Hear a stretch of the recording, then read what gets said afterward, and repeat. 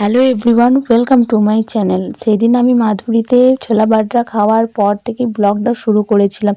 আমি আর আমার উডবি চলে গিয়েছিলাম সেদিন গ্রুম সাইড শপিং করার জন্য। আর আমরা সেদিনও গিয়েছিলাম আসানসোল বিএন ঘাটি।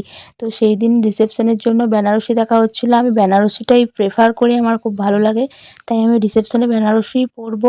তো বেনারসি পছন্দ হয়েছিল আমার একটা, আমার উডবির একটা, তো দুটো সিলেক্ট করা হয়েছিল। সেই দুটোর মধ্যেই একটা নিয়েছিল। তো উডবি যেটা বলেছিল সিলেক্ট করেছিল সেটাই নিয়েছিলাম, সেটাই সবাই বেশি ভালো বলেছিল, তাই আমি তার পছন্দেরটাই নিয়েছিলাম, আমার পছন্দেরটা বাদ দিয়ে দিয়েছিলাম।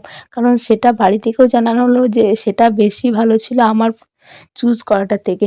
তো আমি এই বেনারসিগুলোর মধ্যেই নিয়েছিলাম। তো তোমরা যদি বলতে পারো কোনটা, তো কমেন্ট করে জানাও।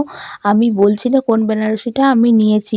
তারপর ওখানেও গ্রুমের জন্য কিছু সেট দেখা হচ্ছিল রিসেপশন বিয়ের জন্য, তো সেগুলো ট্রায়াল করা হচ্ছিল, বিয়ের পাঞ্জাবি ধুতি।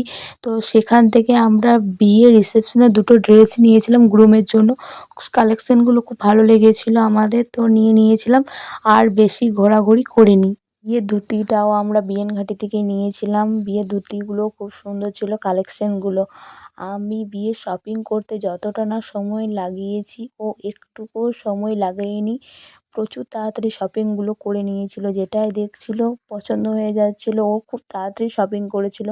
আমি খুব সময় লাগিয়েছিলাম, আমি খুঁটে খুঁটে জিনিসগুলোকে দেখছিলাম, প্রচুর সময় লাগিয়েছি রিসেপশনের ড্রেসটা কেনার জন্য।